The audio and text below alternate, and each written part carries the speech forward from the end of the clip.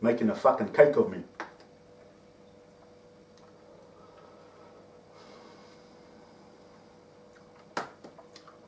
Now Marlon left me outside there. I was playing with Peanut, the dog. I don't even want to start on the metaphor for fucking Peanut. Nice little dog, cute. Fast for a little fat pug. He's cute dog. Now Marlon left me out the back there. Out the back he's got a low fence. You can see into the neighbor's yard. Now he left me out there. He just left me. He's gone somewhere. Now the reason he left me out there was because of the neighbor's fence. Because the system knows what I'm thinking. They want to see what comes up now about the scenario that I'm in. I'm standing out the back. There's Marlon's neighbor's house I can see into because there's a low fence. Because they say I'm a pervert, right? Looking over in people's houses over their fences and stuff, yeah? That's what the system is accusing me of. So now they wanted to see what I think about this scenario. With their technology, they can tell what I'm thinking. So that's why he left me outside there. He was supposed to leave me outside there. I came in, I sat down. I don't know if they were watching me through his TV as well. Because of what they say I am, wherever I go, people are there watching me. Because it's like I'm a threat to everybody, a threat to society because of what people say I am, a rapist, pedophile, and a dog, and a pervert. And a drug dealer, and a fucking criminal. This is all slander. Blasphemy.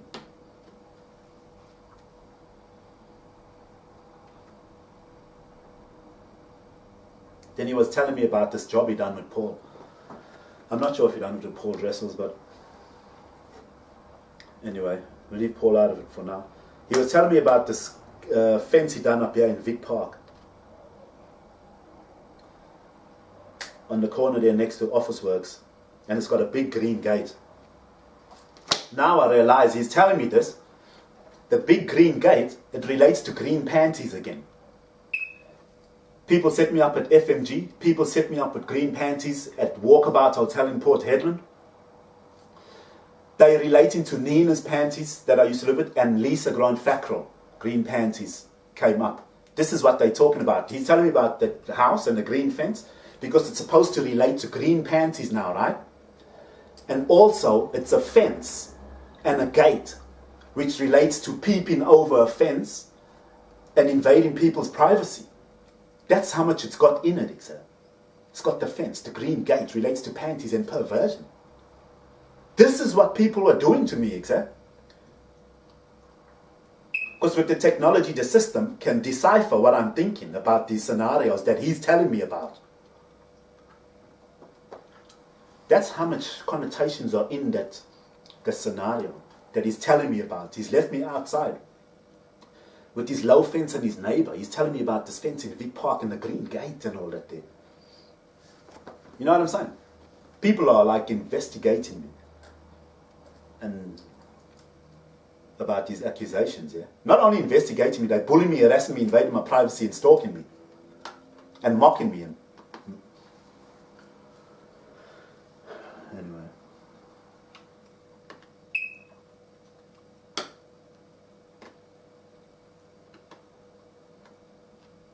Now, when he came over to do that battery with my car,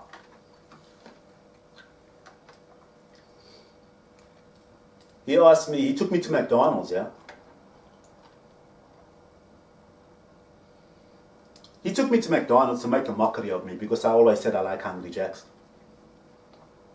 So he took me to McDonald's, we came back there, and now he's paraded me outside in the front car park, there by Brownie Towers, and we're eating McDonald's now.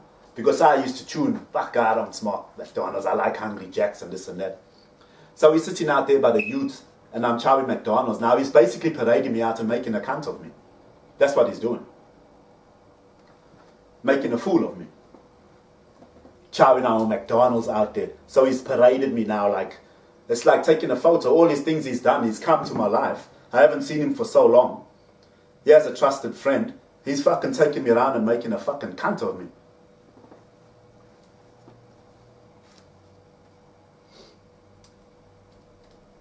You know what I'm saying?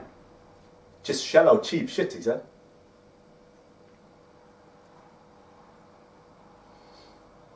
His friend came over, to pick up something there from Marlon. And I don't know if his friend had a clothesline or a security door on his car. But again, it's relative to perversion and me. A security door, like breaking into a security door, or if it was a clothesline, it'll be relative to me going and taking people's panties or fucking clothes off the line, what they're accusing me of. And I'm wondering to myself, when I found all this out, I'm thinking to myself, why did this O come and do that to me? What did I do to this O? And it's like Craig, Rob, fucking everyone, my brother.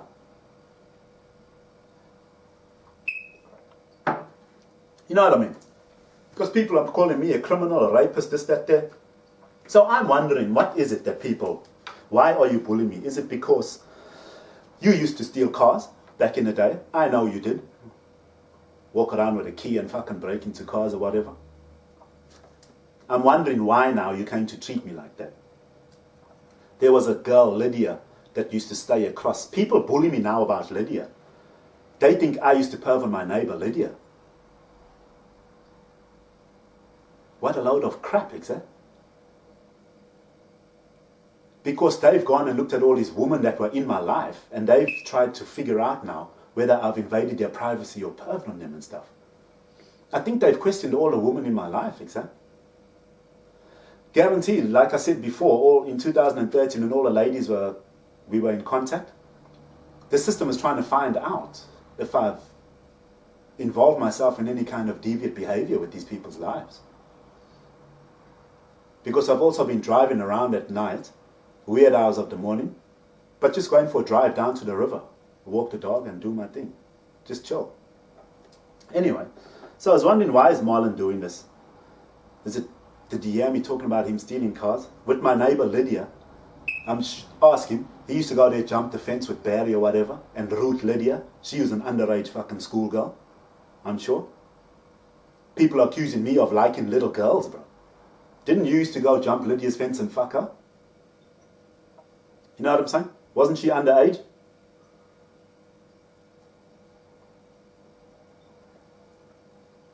He used to smoke zorl there at our place and all that there. What is it? Why did he do this? He used to tell me about Celice. He done Celice's showers and that he rooted her on her rags one time at her house or something. Something to that effect. Something to that effect. You know what I'm saying? That's not the exact story, but that's something he told me. Something like that. He also told me once, there's another rape thing here. This is from his old girlfriend many, many years ago, that she is accusing him of raping her on the bed there one time. He told me that. That's over 20 years ago or 20 years ago. So I'm wondering now, the system is taking all these scenarios out of me. They've heard me express them to nobody but myself, right? Because they've been following me around and invading my privacy. So I'm wondering, why is he bullying me? Is it for any one of those things? I don't know. I'd like to know. I'd like to know why everyone's bullying me. I'd really appreciate it. Can somebody tell me? Now, at the end of that year, Christmas time, Celice and Byron came over. With Denzel and Olivia, her beautiful nephews and nieces. And we were sitting there.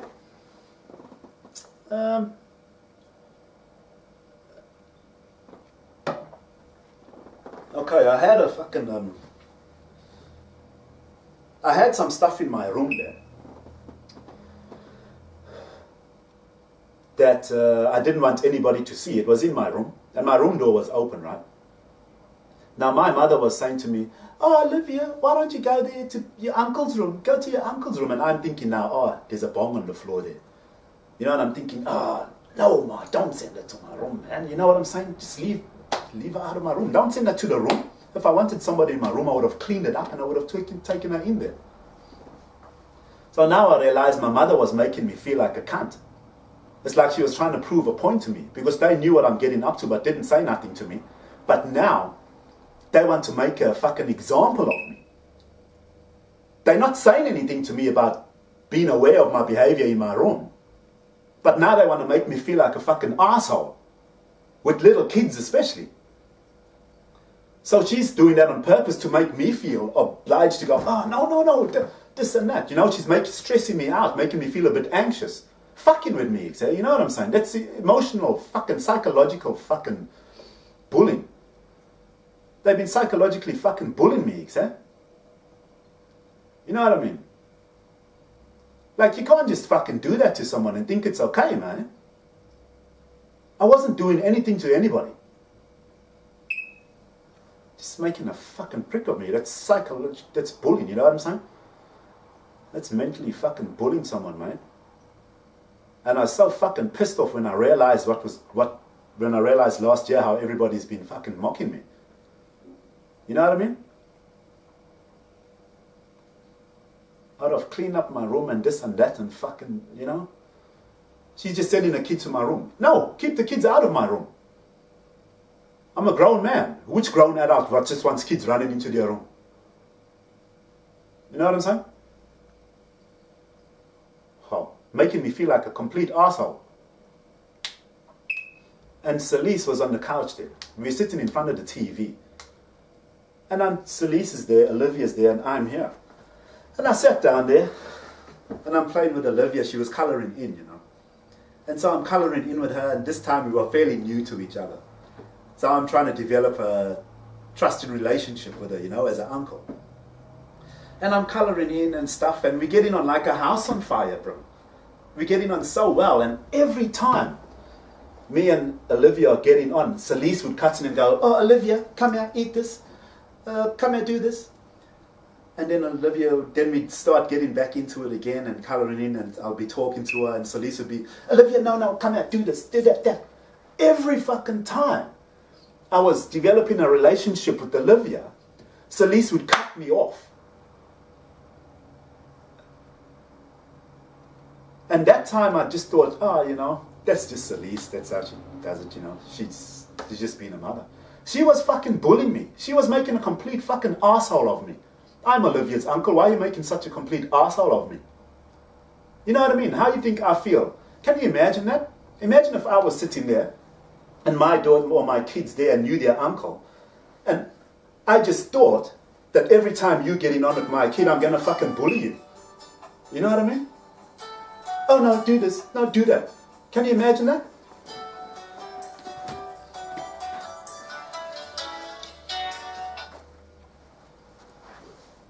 Can you fucking imagine that? I mean, why the hell are you doing that to me? What did I do to you? How bad is that? Just to think that it's okay to do that. You're just picking on me and bullying me. I was so upset about that. I mean, that's so bold and brave, like. And because people are watching us now through the TV and all that. And listening to us. Now, they blocking my shine. They don't want to see me shine because they've seen me smoke a bit of rock. They all calling me a druggie and making me look like one. And they just think that they can fucking treat me any fucking way they want, bro. And I didn't know because they actually manipulating my vulnerability. They're picking on my vulnerable moments. While I'm trying to, it's even a little harder for me to shine if I wanted to, but I'm just being myself. Being myself, I'll get on with anybody like a house on fire. I don't have to try hard. People are making me try hard, bro. Up until this day, people have been trying to make me try hard. Because they've been listening to me and how I handle things. I even said to people, I even know I don't usually have to try hard in relationships with friends, making friends, socializing with women. The system's heard me. They've heard me talk about this. And they've contradicted my life. They're making me try hard. They bully me with women. They bully me with everybody. They've made me try hard. I didn't know this was going on. People were just being rude and mocking me, and I just left.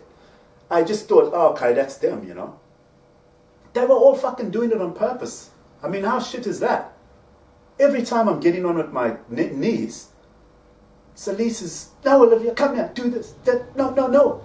And she's trying to bring me down and make me anxious and just absolutely mocking me. It's disgraceful. I can't believe that. I went for a walk with Byron as well. They were just walking me around, making an idiot of me. Fucking walking me in circles.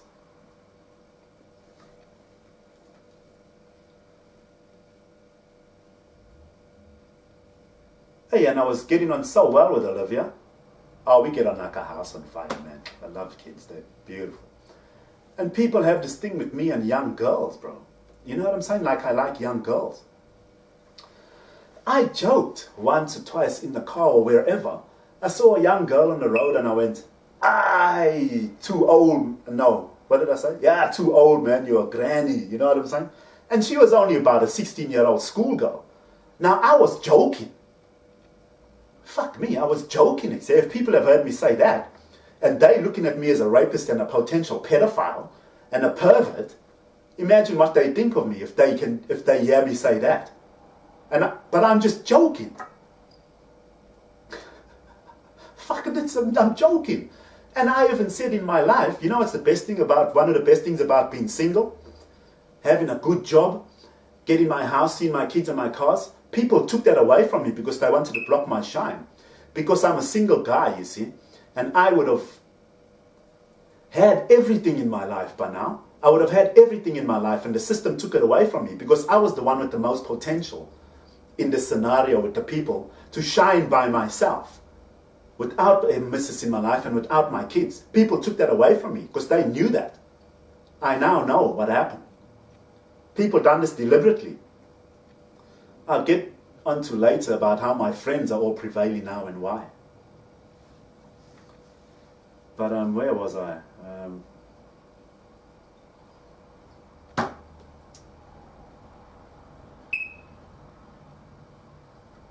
I just forgot.